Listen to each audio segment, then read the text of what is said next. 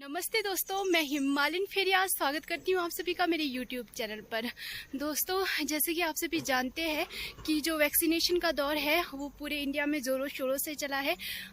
जो हमारे senior citizen थे, चाहे हमारे हेल्थ वर्कर थे, चाहे सुरक्षाकर्मी थे, उन सबको तो वैक्सीनेशन उनका हो ही गया है। फर्स्ट डोज भी सेकेंड डोज भी कंप्लीट ही हो गया है। और अगर आंकड़ों की बात करें तो इंडिया सच में ही काबिल तारीफ़ है।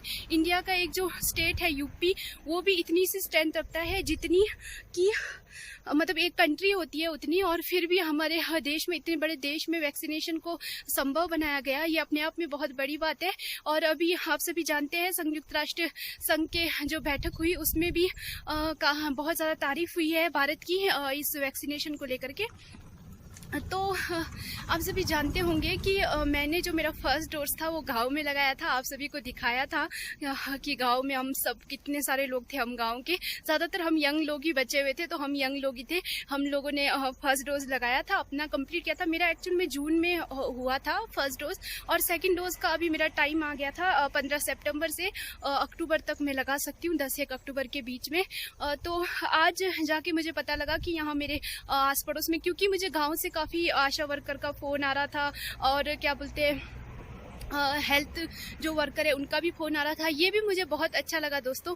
ये बहुत अच्छा इनिशिएटिव है। इन व्यक्ति कई बार बहुत सारे कामों में बिजी हो जाता है, वो भूल भी जाता है, लेकिन ऐसे आशा वर्करों का फ़ोन करना, आपको याद दिलाना कि आपको अपना सेकंड डोज लगाना है, आपका टाइम आ चुका है, ये मुझे बहुत अच्छा लगा। वो भी मुझे फ़ोन करके बता रहे थे। तो एक्चुअल में आप सभी जानते हैं मैं शिमला में हूँ आजकल, तो मैं अपना सेकेंड डोज यहीं लगाऊंगी। मुझे पता चला मेरे यहाँ आसपास का जो PHC है वहाँ पर लग रहे हैं टीके, तो अभी मैं जा रही हूँ। वैसे मैं काफ़ी लेट हूँ, 3 बज चुके हैं। पता नहीं इस वक्त वैक्सीन मुझे लगेगा नहीं लगेगा, तो चलते हैं आगे जाके देखते हैं आज मुझे वैक्सीन लगता है या नहीं लगता है। अगर आप सभी ने भी अभी तक अपना जो फर्स्ट डोज है, सेकेंड डोज अभी कंप्लीट नहीं किया है, तो मैं आपसे यही कहना चाहती हूँ कि जल्दी जल्दी जा कर के दोनों डोज लगाइए। मैं मानती हूँ बहुत सारी नेगेटिविटी फैली हुई है कि वैक्सीन लगाने के बाद भी कोविड हो रहा है। चलिए वो तो बात की बात है, लेकिन हमारा भी फर्ज बनता है कि हम अपनी सेहत को लेकर के कॉन्शियस रहे और अपने आप पर ध्यान रखें। वैसे भी हम कितना कुछ चीज़ें होते हैं लाइफ में जो ऐसे ही कर लेते हैं, तो वैक्सीन को भी आप लगा दीजिए अपने लिए, अपने स्वास्थ्य के लिए, अपने लिए ना सही तो अपने परिवार के लिए। तो अभी मैं यहाँ से चलती हूँ। और साथ में अगर आपने सर्टिफिकेट, कई लोग ऐसे हैं ना जैसे मेरी तरह, मुझे भी पता ही नहीं चल रहा था कि मैंने किस दिन वैक्सीन लगाया था, याद ही नहीं आ रहा था मुझे, और सेकेंड डोज के लिए मुझे कुछ याद ही नहीं आ रहा था।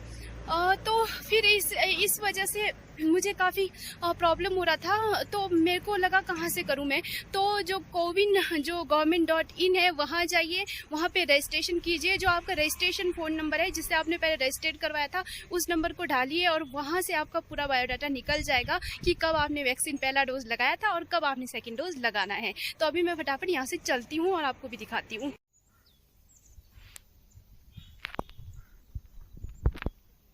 सकते हो आप मेरे पीछे काफ़ी बड़ा हेल्थ और वेलनेस सेंटर है। देखिए पीछे एडमिट भी हो सकते हैं, फैसिलिटी है, एक आध बेड्स तो है मेरे हिसाब से। सच में अंदर भी काफ़ी बड़ा है, और यहाँ आसपास के लोगों के लिए सुविधा है कि चलो अगर इमरजेंसी हो जाती है तो यहाँ आ सकते हैं, फिर उसके बाद IGMC जा सकते हैं। तो मुझे इन्होंने बताया कि कोई पुरानी बिल्डिंग है इस हेल्थ सेंटर की, वहाँ पे लग रहा है वैक्सीन शायद 3:30 बजे तक। तो मैं फटाफट जाती हूँ क्योंकि 3 तो बज ही चुके हैं। एक्चुअली में काउंटर पे कोई थे ही नहीं, तो फिर मुझे काफ़ी टाइम लग रहा था। अब मैं आप लोगों को एक चीज़ बताने वाली हूँ, आप लोगों को मुझे हंसी आने वाली है। मैं ना अपना आधार कार्ड भूल गई हूँ। अब पता नहीं विदाउट आधार कार्ड के मानेंगे कि नहीं। मैं रजिस्ट्रेशन नंबर तो है मेरे पास, लेकिन आधार कार्ड लाने में इतनी जल्दी में निकली और भूल गई। देखो अब पता नहीं वो पुरानी बिल्डिंग कहाँ मिलेगी मुझे। अभी चलती हूँ आगे। ये पुरानी बिल्डिंग है, और यहाँ पे साथ में एक प्यारा सा मंदिर भी है, और यहाँ से ऊपर भी बहुत सारी बिल्डिंग्स हैं। तो मैं यहाँ चलती हूँ। चलो थैंक गॉड, बिना आधार कार्ड की भी बात बन गई। ना रजिस्ट्रेशन नंबर लिया, ना आधार कार्ड लिया, बस नाम पूछा और एज पूछी और फ़ोन नंबर लिया। वो फ़ोन नंबर लिया जो पहले से ऑलरेडी रजिस्टर है, और रजिस्ट्रेशन ID वगैरह कुछ दिखाने को भी नहीं बोला, ना ही रजिस्ट्रेशन नंबर पूछा। तो ये बहुत अच्छा है कि चलो जिन्होंने पहला डोज लगाया उनको सुविधा है कि अगर वो कुछ भूल जाते हैं, रजिस्ट्रेशन नंबर, आधार कार्ड, जो भी लेना देना जो भी भूल जाते, बस उनको इतना याद होना चाहिए कि हमारा 84 जो डेज़ है वो कम्प्लीट हो चुके हैं। तो मेरा तो यहाँ लग गया है, लेकिन यहाँ पे और भी अगर किसी ने लगाना है तो ये बोल रहे थे कि अभी है काफ़ी डोज बचे हुए बैग पे, तो मतलब कि अभी काफ़ी डोज है फ्रेंड्स, बचे हैं। इसलिए आप भी जल्दी जल्दी अपने आसपास जहाँ भी आपको सही लगता है, दूर भी जा सकते हैं, ज़रूरी नहीं है आसपास ही जाना, आपकी मर्जी, आसपास जाना है दूर जाना है, बस जल्दी जल्दी अपना सेकंड डोज डाल दीजिए। मैंने भी डाल दिया अभी, और सच में ही मतलब पता ही नहीं चला। फ़ोटो ले रहे थे, फ़ोटो लेते लेते ध्यान फ़ोटो में गया और पता ही नहीं चला। पिछले बार तो मैं अगर आपको अपना एक्सपीरियंस बताऊं तो मेरी हालत ख़राब हो गई थी, स्वेलिंग हो गई थी, 3-4 दिन तो मुझसे उठा ही नहीं गया और 7 दिन तो मेरे से हाथ नहीं उठाया जा रहा था। इस बार पता नहीं मेरे साथ क्या होने वाला है, वो मुझे नहीं पता अभी। 2-3 दिन बाद मैं आपको ज़रूर बताऊंगी कि सेकंड डोज के बाद क्या मेरा एक्सपीरियंस रहा, लेकिन अभी तो फिलहाल कुछ भी मुझे महसूस नहीं हो रहा है। तो चलिए, ये काम तो कंप्लीट हो चुका है मेरा यहाँ पे। आज वैसे मेरा थोड़ा बहुत HPU में भी काम है, तो मैं फिर से HPU जा रही हूँ। HPU तो मैं आप सभी को दिखाती रहती हूँ, आज मैं आपको ज़्यादा कुछ दिखाऊंगी नहीं वहाँ का, तो बस मैंने आपको बस आज का यही दिखाना था। फिर भी चलिए आपको थोड़ा बहुत दिखाई देती हूँ। तो यहाँ से चलती हूँ फटाफट, ये देखिए यहाँ से मैं चलती हूँ। मुझे जाना तो था, HPU जाना था एक्चुअल में। आजकल जो आई शेड्यूल है एक डोल, उसके फॉर्म निकले हैं, और ये फॉर्म निकले हैं PG कोर्सेज के लिए, 1 ईयर 2 ईयर डिप्लोमा के लिए।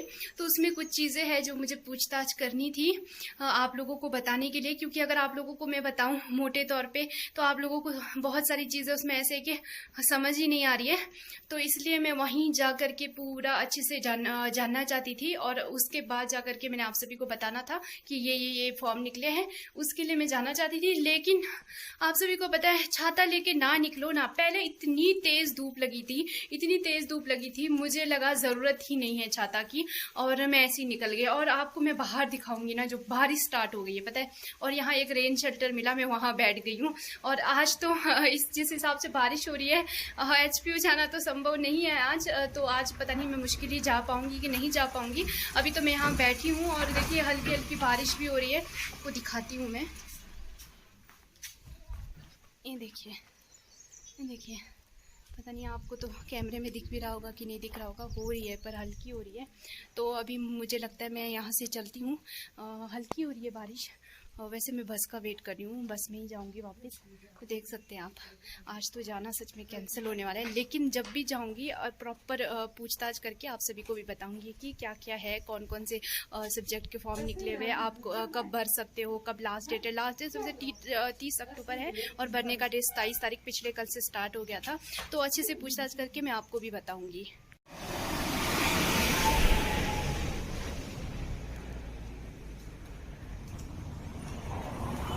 आप लोग सोचते होंगे आजकल मेरे हर वीडियो में एक चीज़ बड़ा कॉमन है, बारिश बारिश बारिश। तो सच में ही तो मैं क्या करूं बताओ, आप सभी को बारिश होती है ना, इसलिए मैं आप सभी को बता देती हूँ। देखो बारिश ही चल रहा है, बारिश ही चल रहा है। तो आजकल सच में शिमला में बारिश ही हो रही है बस। मौसम कभी अचानक इतना साफ रहता है और कभी एकदम से बारिश होने लग जाती है। आप देख सकते हो ऊपर आसमान का हालत तो देखिए, पूरे काले काले बादल आ चुके हैं। और शिमला में जब काले बादल आने लग जाए ना, तो समझ जाओ बड़ी तेज़ बारिश होने वाली है। तो पहले ही छाता लेके आओ, और अगर धूप भी हो ना तो भी छाता लेके आओ, यहाँ का कुछ पता नहीं है। देखा आपने, मैं पैदल चल रही थी ना, और अब मैं पैदल भी नहीं चल सकती, आपको दिखाती हूँ। देखो